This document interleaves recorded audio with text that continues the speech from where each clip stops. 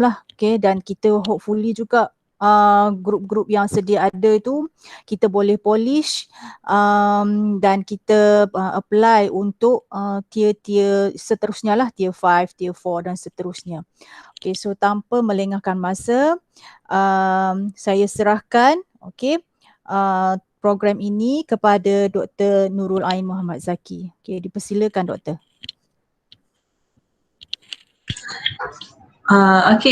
Assalamualaikum dan selamat pagi semua. Kepada koordinator RMU Dr. Nurul Najwan Abdul Aziz, saya Nurul Ain Muhammad Zaki. Salam perkenalan. Saya bersiaran daripada UiTM Perlis ni. Okey. Kemudian banyak juga hari ni crowd. Okey. Kampus dia ada daripada kalau Terengganu ada 3 ya? Kami ada 3. Okey. So Bungun, Bukit Besi dan Kuala Terengganu. Tapi base-nya di Dungun lah. PJI tu di Dungun. Tapi setiap kampus tu ada unit PJI masing-masing lah. Okey. Tanpa melengahkan masa, saya present slide saya ya.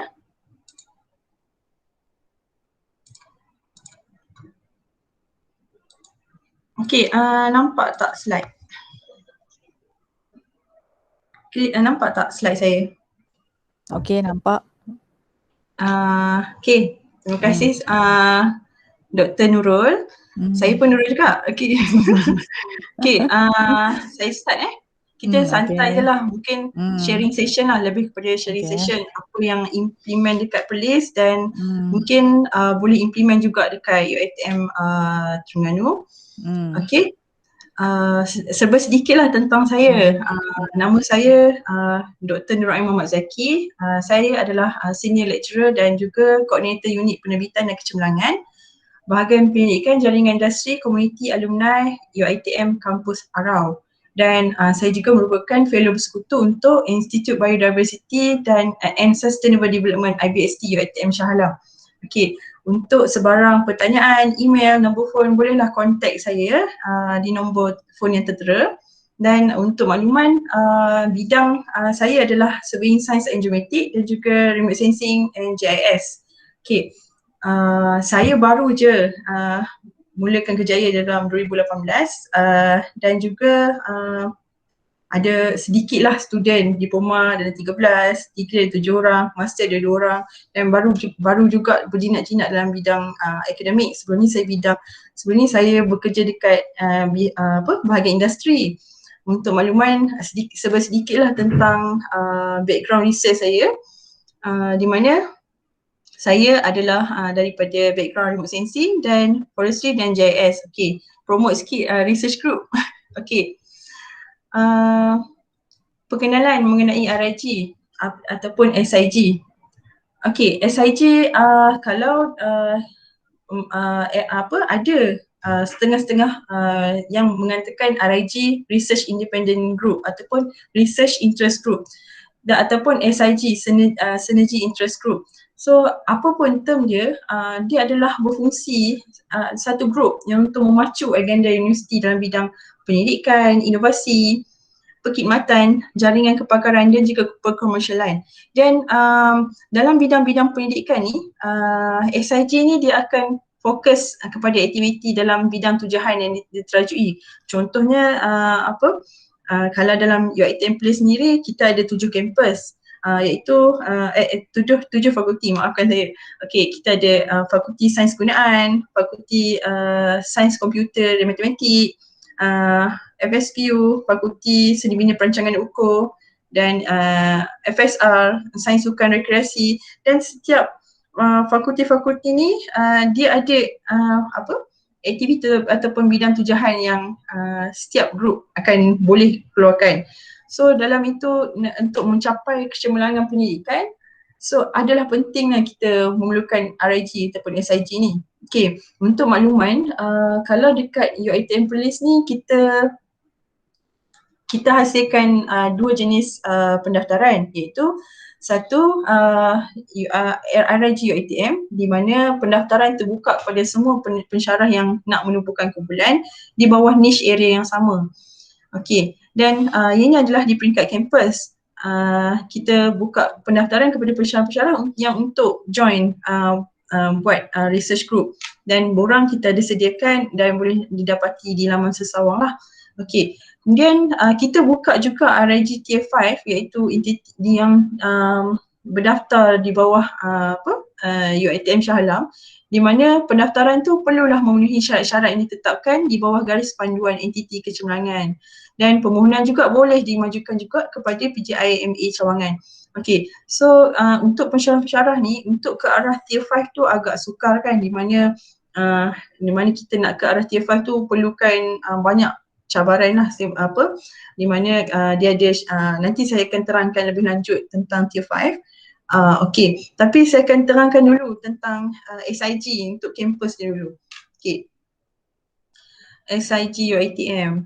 Okey, di mana kalau UiTM Perlis kita mengadakan dasar dan garis panduan untuk penubuhan RIG, di mana kita ada lantikkan beberapa pensyarah yang boleh bagi idea dan berikan idea untuk menubuhkan dasar dan garis panduan ni untuk penubuhan RIG untuk UiTM Cawangan Perlis, di mana kriteria dia tak adalah besar sangat macam Tier 5 tu. Cuma kita menggalakkan pelibatan dalam program inovasi, kita menggalakkan satu aktiviti research group dijalankan, permohonan grant tak perlu pun dapat grant, cuma mohon grant pun dah kira salah satu KPI tercapai di bawah penubuhan SIG tu. Mana kita lebih kepada nurturing untuk menggalakkan, dan juga penerbitan di mana semua penubuhan RIG ni dapat grouping, di mana macam contohnya nak buat grant, bila kita ada group kita akan buat sama-sama dalam group, dan untuk permohonan grant, untuk penerbitan, dan kerja akan lebih lancar lah dengan adanya RIG ni. Okay, dan ini antara aktiviti-aktiviti yang boleh jalankan untuk SIG ni. Contohnya boleh menghasilkan innovation, kita boleh pergi isi grant sama-sama group, and then kita juga boleh buat webinar, invite stock daripada luar negara, boleh buat research collaboration, MOU, dan semuanya boleh gerak dengan adanya RIG ni. So RIG ni adalah tunjang juga untuk sesebuah universiti, di mana tanpa, bila kita bergerak secara solo tu memang sangat sukar lah. Okay, ni antara aktiviti-aktiviti RIG juga yang boleh jalankan. Contohnya kita boleh pergi ke industri untuk research collaboration, kita buat bengkel, dan kita juga boleh masuk innovation. Contoh kat sini Behavioral Science Research Group, dia join PIID, Penang International Invention, Innovation and Design. So group ni dia menang bronze contohnya. Okay, so contoh kat sini lagi kita boleh mengadakan MOU ataupun research collaboration bersama counterpart daripada luar negara. Okay, so banyak kepentingan sebenarnya untuk penubuhan RIG ni. Contohnya kumpulan bekerja ni akan dapat ringankan beban pendidikan, di mana kita ada banyak workload kan, mengajar lagi, mengajar pelajar lagi, dan kita punya loading pun banyak, dan bila kita ada group ni, kerja kumpulan akan dapat ringan lah, mana seorang buat sikit. So bila kita ada team tu, kita akan lebih jauh bersama-sama dengan team tu. So lagi banyak hasilan pendidikan dapat dihasilkan, dan komunikasi pun akan lebih terbuka. Kita dapat melibatkan keseluruhan, dan kita boleh kumpulkan sumber secara maksimum untuk semua. Okay, di samping itu juga kepentingan penubuhan SIG ni dapatlah kita mengisi ATP. Di mana kat sini contoh research and publication untuk K2 calculation ni. Bila kita ada RIG, kita apply grant dan kita dapat grant, kita boleh isi untuk research and publication. So untuk pensyarah-pensyarah sendiri, bila aktifnya SIG ni, dapatlah kita menyumbang untuk ATP markah kita nanti. Dan contoh kalau kita ada consultation dengan luar, bidang luar, contoh kepakaran yang ada daripada pensyarah-pensyarah, doktor-doktor dan tuan-tuan dan puan-puan, macam contohnya macam bidang saya ni bidang ukur. Okay, pakcik tu cakap okay nak ukur untuk kawasan ni. So kita boleh bawa tim kita untuk ukur kawasan tu, kemudian dah siap ukur and then kita akan dapat surat consultation, dan consultation tu dibayar. Kita bolehlah isi dalam consultation expertise ni, dapatlah untuk ATP juga. Dan contoh innovation and entrepreneur. Okay, kita masuk innovation, apa-apa innovation yang ada, dan kita juga boleh isi untuk ATP dan menyumbang markah. Okay, di samping itu kalau untuk kepentingan SIG ni juga, kita di samping penerbitan research, kita juga dapat lantikan daripada universiti. Contohnya kita mengadakan bengkel menulis paper, contohnya menulis buku. Kemudian kita boleh juga isi dalam sebagai lantikan. Lantikan contohnya bila kita buat bengkel tu mesti ada jawatan kuasa kan. Contoh macam ada pengurusi, ada timbalan pengurusi, ada bendahari. So dekat situ kita juga dapat isi untuk service and administration untuk ATP. So di samping SIG kita gerak, ATP kita juga dapat menyumbang markah. Okay. Samping itu juga kepentingan dia dapatlah menyumbang untuk KPI kampus, di mana setiap kampus dia ada KPI dia sendirilah, di mana contohnya untuk UI Tampines kita ada 11 KPI dan 64 PI, dan untuk setiap PI-PI itu dapatlah dipenuhi dengan peningkatan aktiviti oleh SIG ini. Okay. Di samping itu juga kepentingan kita adanya SIG ni adalah untuk KPI penerbitan, di mana baru-baru ni ada perkeliling baru untuk penerbitan minimum tahunan staff akademik, di mana kat sini untuk track pengajaran dan pembelajaran ada untuk DM45 satu Geneva Index dan lain-lain dan untuk 51 satu juga untuk Geneva Index. So untuk mencapai KPI penerbitan tahunan kita ni juga adalah sangat penting untuk kita bergerak dalam team untuk hit the target of the SIG of the campus, dan juga KPI penerbitan untuk setiap staff akademik. Okay, untuk tujuan untuk sharing lah apa yang diamalkan oleh SIG UI Tampines, kita ada buat pemantauan di mana borang akan diedarkan 2 kali setahun kepada ketua, dan ketua perlu isi pencapaian dia untuk suku tahun tersebut. Dan kumpulan SIG yang berpotensi, kita akan galakkan dia, usulkan dia untuk daftar di bawah IK Tier 5 bagi meningkatkan lagi pendidikan. Dan juga aktiviti di bawah RIG juga kita galakkan untuk kolaborasi. Contohnya kat sini fakulti FSKM dia buat bengkel contohlah dia buat bengkel ataupun innovation bersama pelajar, dan kita menggalakkan untuk berkolaborasi bersama PJI lah. Dan antara contoh RIG yang UI Tampines yang dah daftar di bawah IK Tier 5 adalah contohnya seperti Coal and Biomass Energy Research Group yang diketuai oleh Prof. Rektor Dr. Kuzir, dan juga Proton Conducting Fuel Cell Research Group yang diketuai oleh Prof. Madya Dr. Nafisa Osman, di mana kat sini quite challenging untuk kita dekat kampus untuk mengadakan research, di mana loading kita memang sangat tinggi, dan kita perlu menghasilkan research di mana memang memerlukan sokongan. Oleh itu bila kita mempunyai satu grup yang kuat, itu contohnya RIG tu, kita boleh boleh meningkatkan lagi prestasi, dan juga bila kita bergerak seorang-seorang berbeza dengan kita bergerak secara team. Okay, so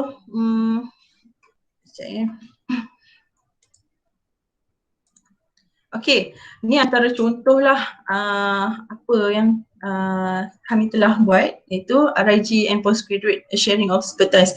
Kita minta setiap RIG tu buat sharing session.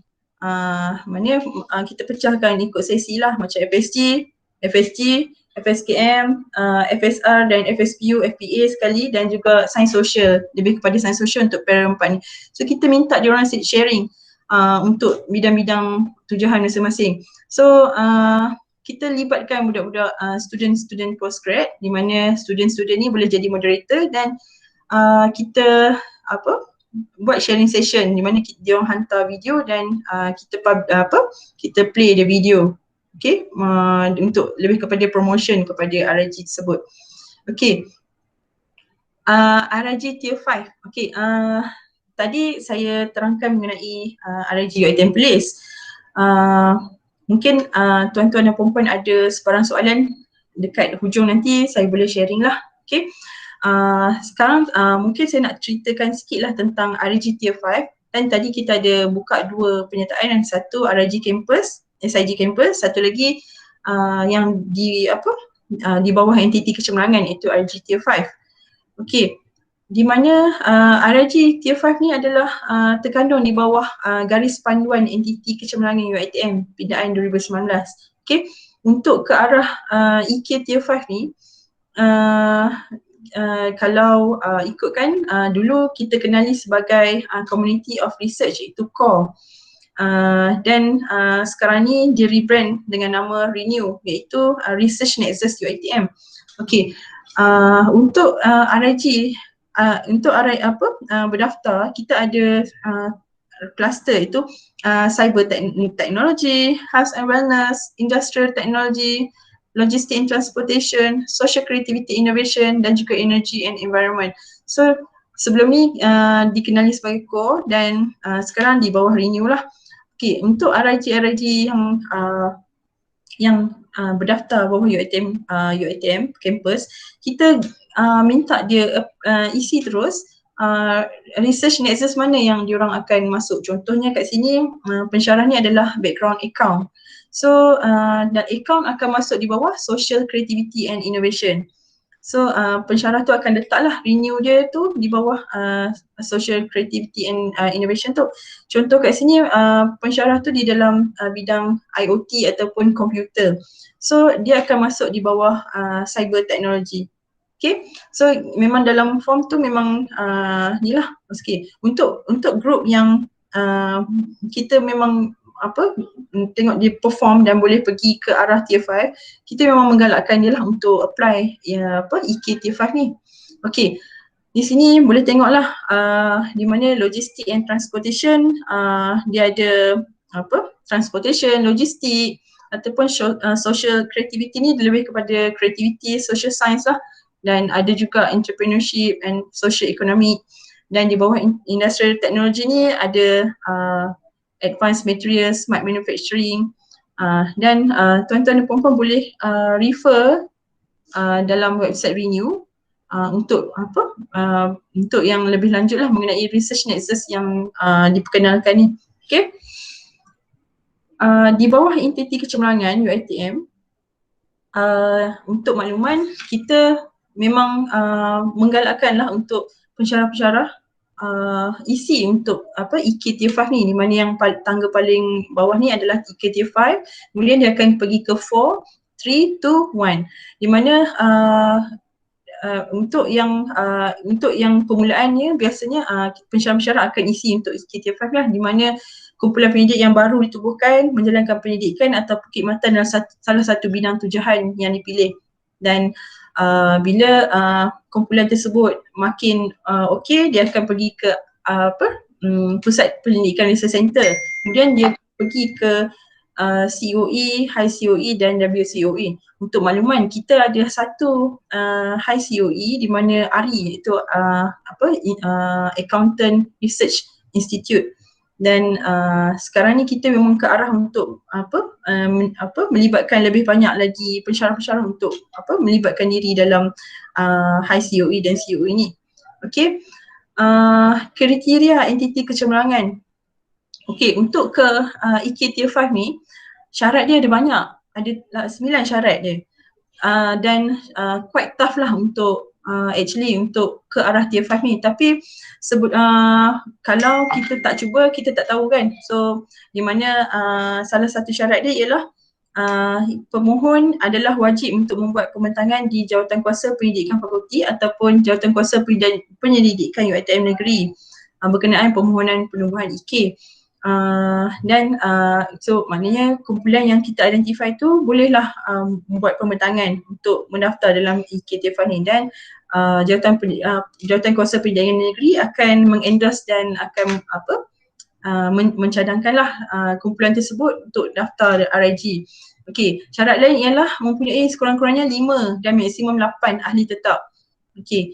Dan ketua mestilah dalam tempoh ataupun pernah 3 tahun kebelakang menjadi PI grant luar, minimum 20,000 sains dan teknologi, dan juga 5,000 untuk sains sosial dan berdaftar dalam IRMI. Okey, ini antara syarat yang ketiga lah. Yang keempat, kumpulan pendidik mempunyai minat yang sama dan mempelajari atau pada tahap mempertingkatkan kepakaran. So maknanya dia ada niche area yang samalah.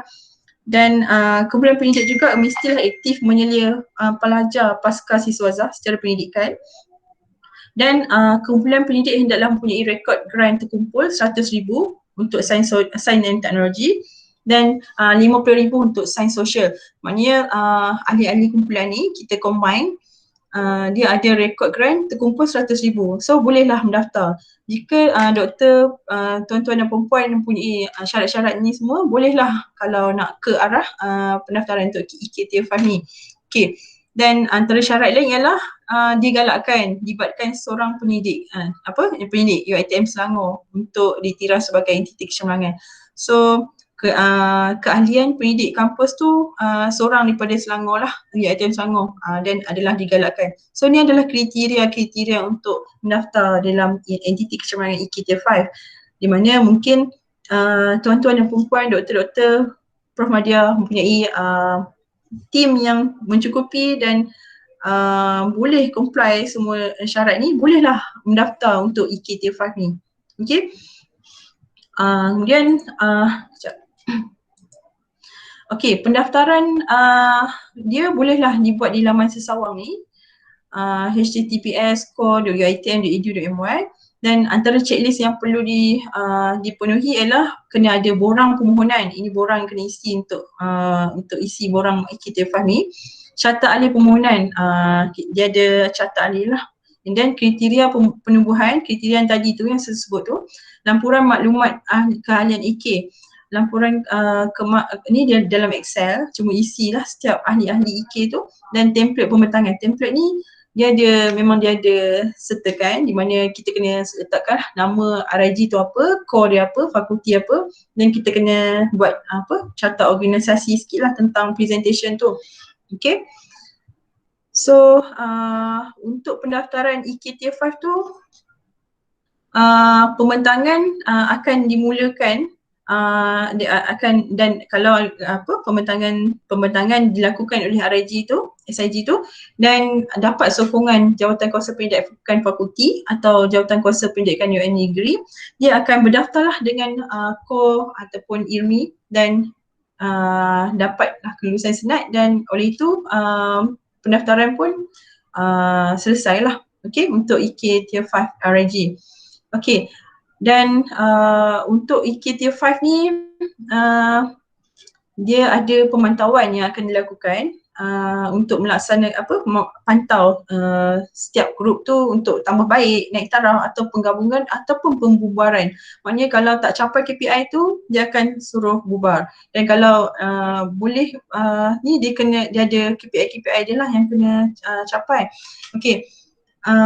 Dan hasil pemantauan dia ada markah, dia akan bagi bintang lah melalui prestasi IK ni. Dia akan contohnya grup ni akan dapat 4 bintang, grup ni akan dapat 5 bintang, dan grup yang tercorot tu tak ada bintang lah, contohlah.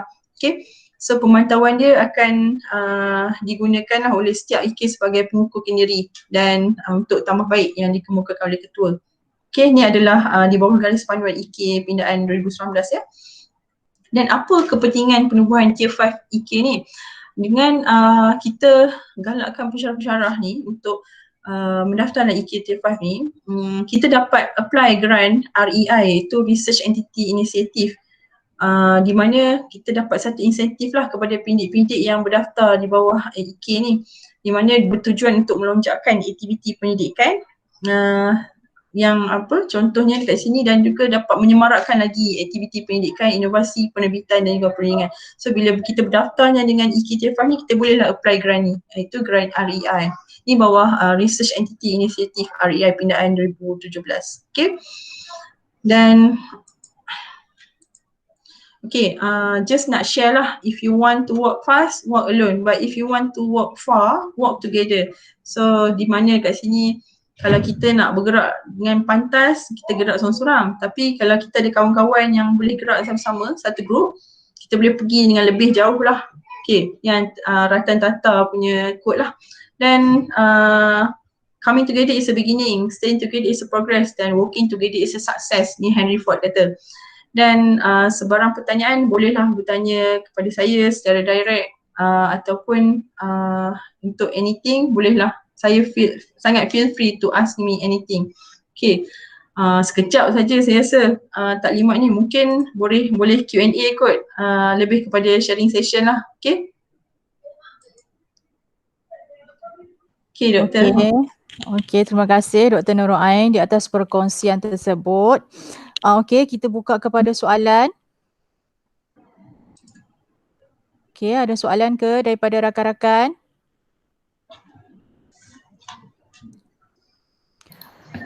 Bismillahirrahmanirrahim. Assalamualaikum warahmatullahi wabarakatuh. Assalamualaikum. Ya, Dr. Baiti. Saya nak tanya dekat Dr. Nurul Ain lah Okay, berkenaan dengan RIG Tier 5. Sebab tadi diterangkanlah tentang dia punya prosedur apa semua. Saya nak tanya dari segi pemantauan, sebenarnya apa yang dipantau kalau kita dah ada RIG tu lah untuk tempoh dalam setahun macam tu lah. Okay, terima kasih atas soalan. Sebenarnya untuk pemantauan tu kita ada guideline yang daripada EK Tier 5 tu, tapi di mana guideline tu terlalu susah lah untuk kita comply. Kita memang macam untuk SIG campus ni, kita sendiri yang sit down buat meeting dan kita letakkan guideline. Contoh kat sini kita letakkan weightage untuk penarafan tu. Contoh kat sini macam permohonan grant, belum dapat grant lagi. So permohonan grant tu pun dapat contribute markah juga untuk penarafan tu. Contoh kat sini dia membuat publication, buat paper atau journal. So antaranya ialah macam buat consultation, mendapat TS ataupun qualification akademik tu. So semua ni kita senaraikan dan kita letakkan weightage untuk penarafan. Dan penarafan tu pentinglah untuk kita menggalakkan lagi pensyarah untuk apply RIG dan juga menghidupkan RIG ni. Okay Doktor. Okay, so maksudnya penarafan tu kalau yang Tier 5, so dia ikut guideline yang memang Shah Alam lah kan? Ya, betul. Okay, so pemantauan tu pun ikut secara berkala yang dikeluarkan oleh Shah Alam lah kan maksudnya kalau Tier 5? Betul. Okay, so maksudnya kalau untuk dalaman ni, untuk peringkat kampus ni, kampus tu sendirilah, maksudnya PJI lah sendiri yang tetapkan KPI yang perlu dicapai tu kan? Betul. Okay. Okay, Dr. Baiti, ada lagi nak tanya ke? Dr. Nurul Ain, sebab saya tak tengok lagi yang Shah Alam punya pemantauan untuk Tier 5 lah, sebab kita ada plan lah untuk ke RIG Tier 5 ni. Cuma saya nak tahulah pengalaman daripada Dr. Nurul Ain dari segi pemantauan peringkat Shah Alam, sekiranya kita dah ke Tier 5 tu, macam mana ya? Okay, maksudnya kalau dah ke Tier 5 tu macam mana dia punya pemantauan dia ke? Ya, betul. Okay, kalau untuk yang Shah Alam tu, dia akan minta macam yearly lah, setahun untuk hantar progress, di mana dia akan kasih dalam bentuk slide PowerPoint ataupun Excel. Kita kena isilah, okay dah berapa student master, dah berapa grant untuk tahun ni, dah berapa semua qualification tu. Kalau doktor nak tengok, saya boleh share sekejap. Okay, boleh. Okay, kejap saya cari.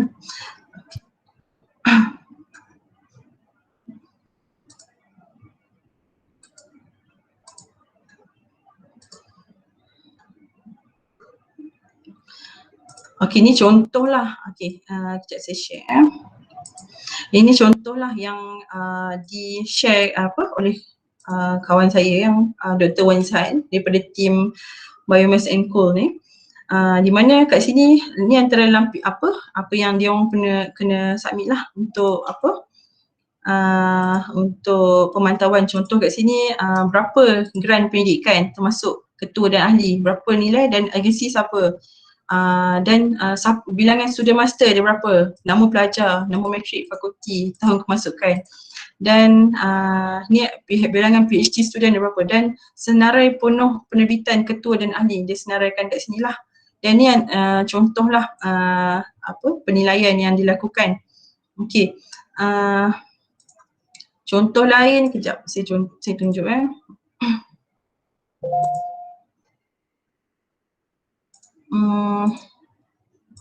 Okey, kejap saya share contoh lain untuk pendaftaran ni.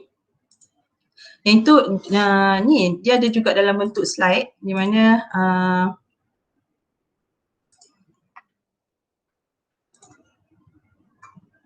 kejap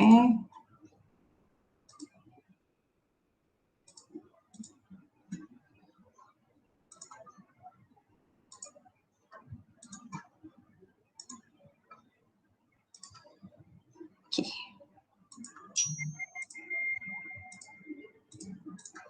Okey, boleh juga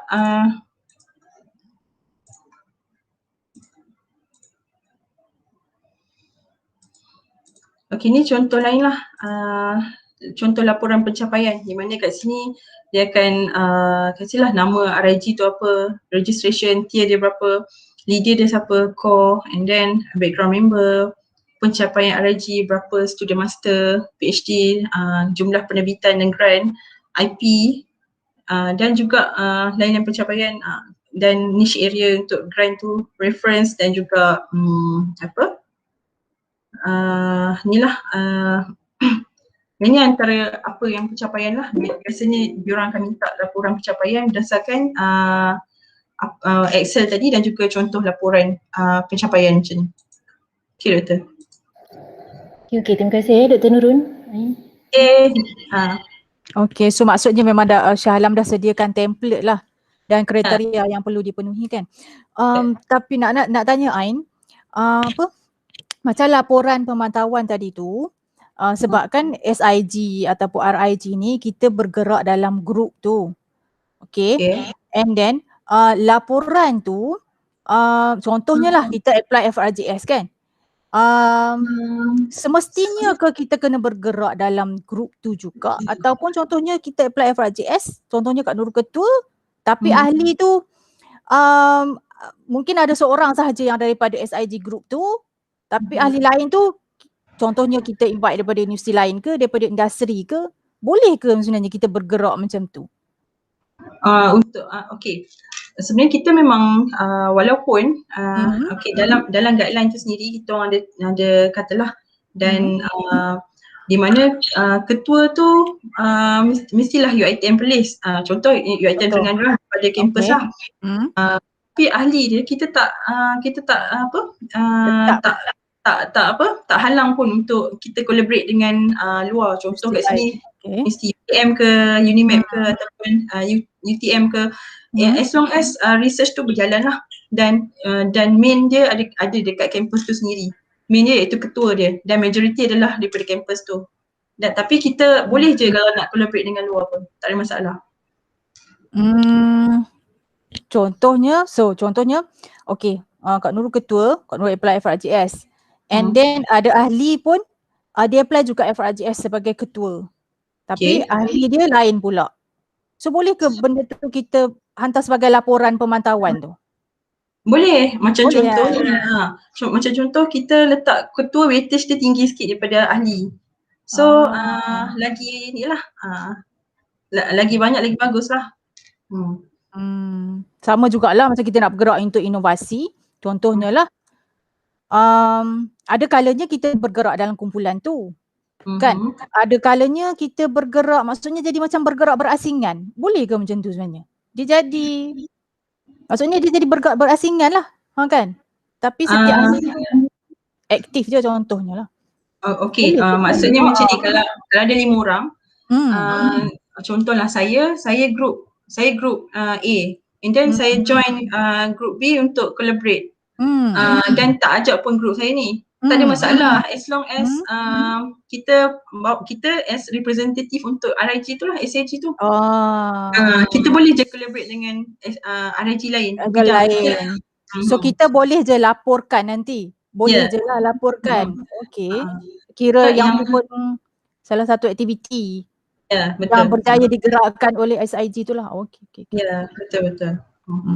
Lepas tu ahli SIG ni kan, sebab tadi kata niche area, niche area. Ada limit tak? Contohnya daripada kampus kita sendirilah, Cawangan contohnya, Terengganu ataupun Perlis tu dia buat tu.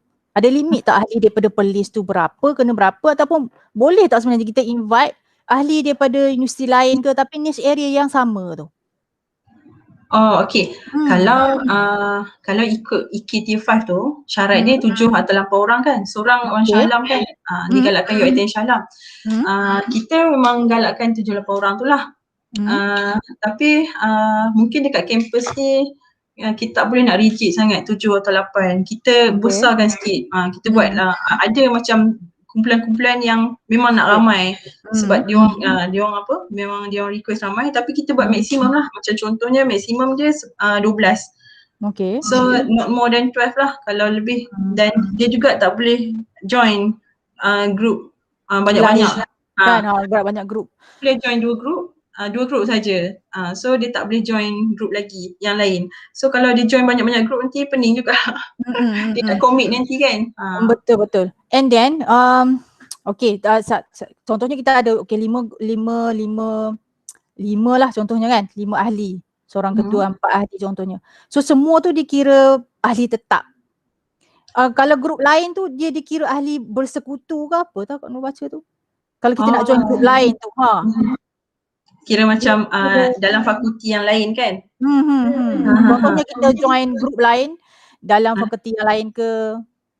Okey, ada juga macam contohnya saya dalam fakulti saya dalam environment and research group. Saya join kumpulan RIG Dr. Syukur daripada computer science, di mana semua kat situ computer science, saya seorang je daripada GIS, di mana saya adalah ahli bersekutu lah untuk group tu, tapi kita kira as a member jugalah. Boleh juga. Macam contohnya dalam group saya ada seorang daripada Marine, ada daripada FSG. So ada seorang, ada yang walaupun semua dari FSPU dan seorang daripada FSG. Memang kita menggalakkan cross disiplin tu lah. Tapi seorang lah daripada fakulti lain tu. Boleh ke dalam ahli tetap tu kita je kampus, kita je UiTM contohnya lah, UiTM Terengganu ke UiTM Perlis kan, ahli lain tu semua universiti lain, boleh ke macam tu? Universiti lain terus jadi maksudnya kita seorang je Terengganu, lain tu semua orang je lah. Kira macam majority kalau ikutkan dominancy tu should be campus tu lah. So yang macam lain-lain tu kira digalakkan sebagai ahli bersekutu lah kan, digalakkan sebagai ahli bersekutu lah kiranya kan. Betul. Kalau ahli tetap tu kiranya digalakkan daripada kampus tu sendirilah, ahli tetap. Ya, betul. Kalau kat UiTM Terengganu macam mana dia buat SIG tu? Setakat ni memang kami dah ada lah daripada lama dah startnya 2016, tapi bila saya buka balik file tu ada yang aktif, ada yang tak aktif tu, yang macam nak refresh semula tu. Ada group yang memang dah sampai tier 5 pun ada dah. Lepas tu nak tanya jugalah dari segi macam mana kalau di Perlis dia kontrol dari segi keahlian tu. Sebab kalau boleh nak elak lah macam sekejap tukar ahli, sekejap masuk ahli ni, macam tu.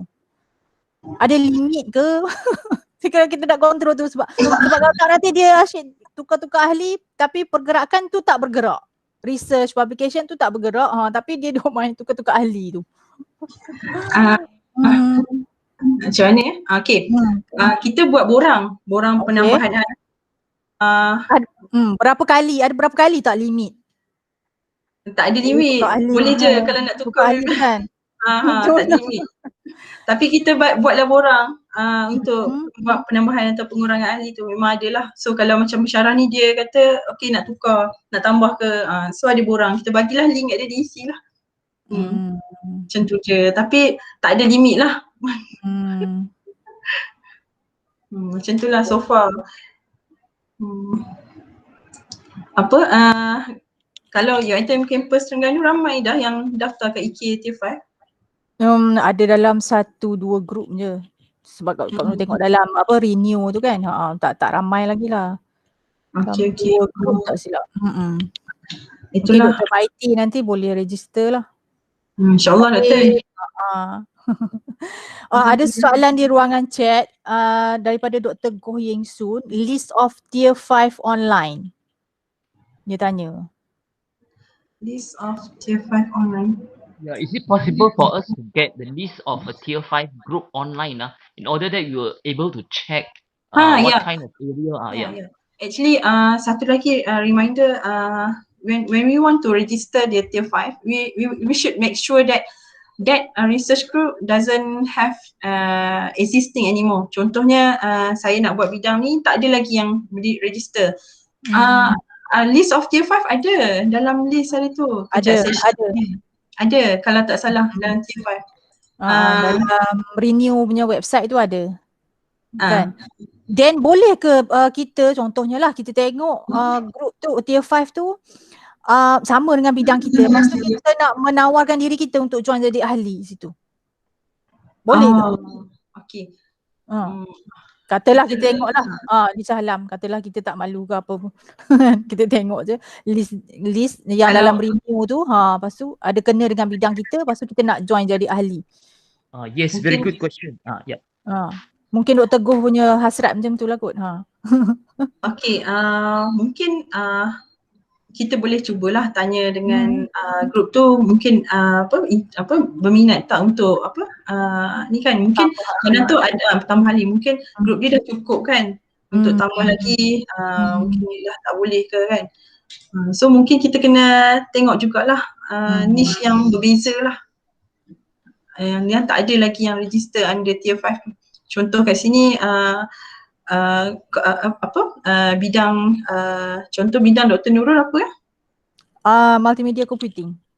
Multimedia computing. So bidang multimedia computing ni dalam list tu dah ada belum? Kalau mungkin kena divert sikit lah, mungkin kepada social lain sikit lah daripada spesifik lagi pada niche yang lain. Okay, Dr. Goh. Okay, ada soalan lagi ke? Soalan?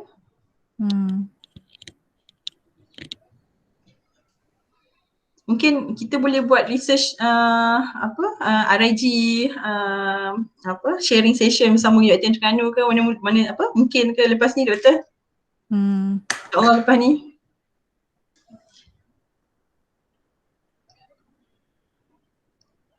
Ada lagi ke soalan ke nak tanya?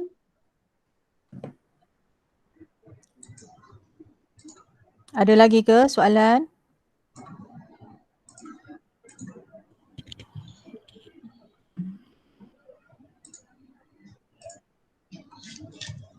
Saya macam banyak nak tanya. Tanyalah. Tak apa, kita santai je, sembang-sembang. Okay. Mungkin kalau sharing sikit lah. Saya macam contoh ni antara yang kita orang buat baru-baru ni, kita buat sharing session untuk RIG yang ada kat UiTM Place ni, dan dia bahagi kepada bidang-bidang yang tersendiri, dan diorang akan promote lah untuk bahagian masing-masing. Contoh kat sini ada daripada ASIS ke pun ada, daripada FSKM, FSG. So di mana kita akan promote dan galakkan ni dapat kita share untuk postgrad dan juga untuk research kita sendiri juga. Dan ni contohlah. Okay. Ada lagi soalan ke? Okay, Assalamualaikum. Okay. Okay. Dr. Adila. Saya nak tanya, mungkin tak tahulah, takut saya terlepas pandang ke apa tadi. Berkenaan dengan qualification, salah satu tu yang kata apa, perlu ada student master or PhD, right?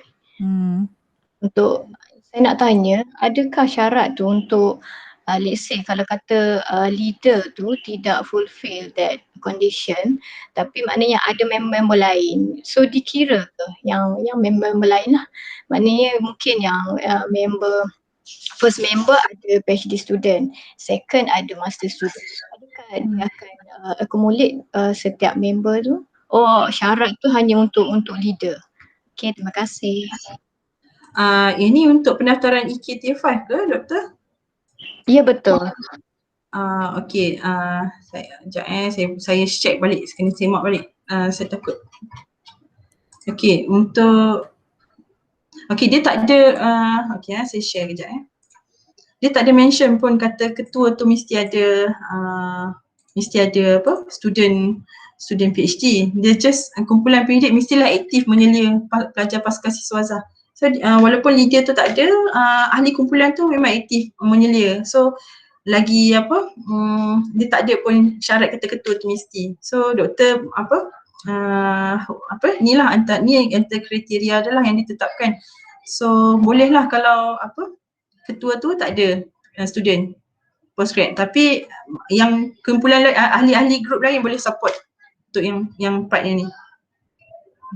Okay, Doktor? Okay, terima kasih. Okay. Okay, kalau bidang dekat kampus Terengganu ada cabang apa, Doktor? Fakulti apa? Engineering, kita ada semualah, electrical, chemical, mechanical, and then CS, and then kita ada business management, hotel, matematik lah sekali, FSKM tu, FSG ada juga tapi FSG sikit je lah. ACIS, APP, yang tu lah kita ada. Macam lebih kurang sama dengan Perlis juga, kecuali tak ada FSR kan dengan hotel. Itulah, bolehlah kita nak sharing-sharing lepas ni, InsyaAllah. InsyaAllah. Okay. Ada soalan lagi ke? Garis dasar dan garis panduan tu macam kalau di Perlis tu keluarkan sendirilah kan? Untuk garis panduan, dasar dan juga penarafan kita keluarkan sendiri untuk yang tu. So antara syarat-syarat tu lah, kita taklah letak tinggi macam IK tu.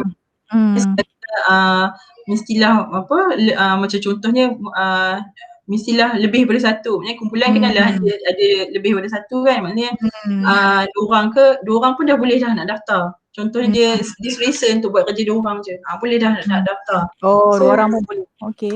So minimum 2 orang. So and then maximum kita letaklah 12.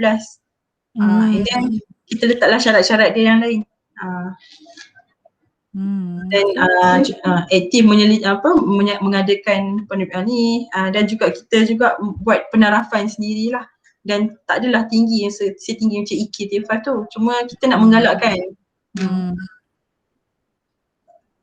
Okay.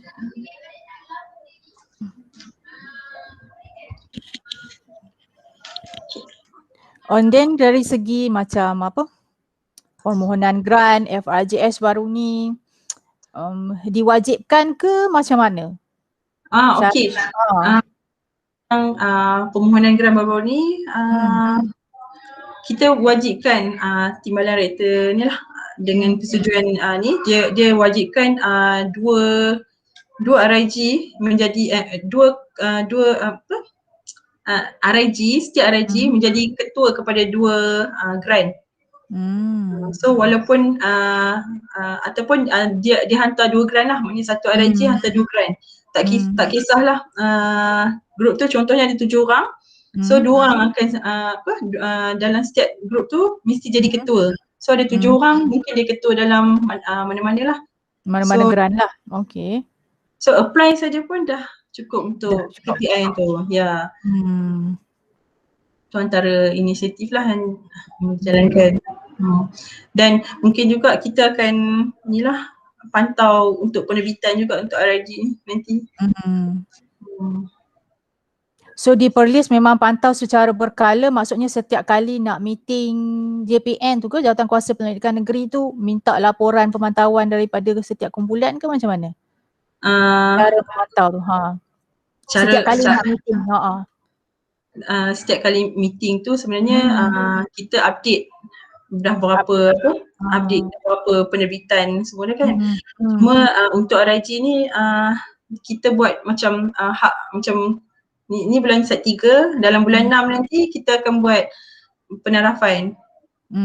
Ni lah buat grup mana kena ada mekanisme untuk penarafan juga. Untuk 2 kali lah maksudnya, bulan 6 ke bulan 12? Bulan 6 dan bulan 12. Okay.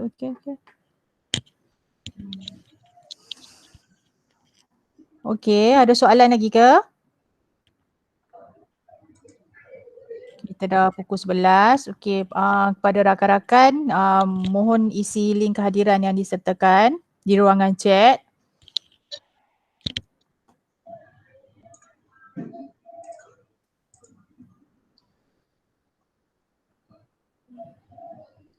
Okay, itulah saya nak mengambil kesempatan ni lah nak berterima kasih kepada Dr. Nurul sebab invite saya. InsyaAllah ada stesen ni kita boleh buat lagi in the future. Dan terima kasih lah semua doktor-doktor yang sudi hadir ke taklimat ni. Terima kasih banyak. Okay. So kalau tak ada soalan mungkin kita boleh akhirilah kot. Okay. Mungkin lepas ni kalau Kak Nurul tak faham ke apa, Kak Nurul tanya je lah Ain lah. Okay. Mungkin dia boleh buat. Boleh. Anytime. Okay, so saya mengucapkan terima kasih banyak kepada Dr. Nurul Ain Muhammad Zaki di atas perkongsian, banyak knowledge lah yang kami dapat. Okay, so diharapnya kita dapat refresh semula grup-grup SIG yang ada di UiTM Cawangan Terengganu. So kita akan buat pemantauan secara berkala lah. Okay. Alright, so dengan itu saya akhiri taklimat ini dengan tasbih kifarah dan surah Wal-As, dan insyaAllah kita bertemu lagi di lain waktu.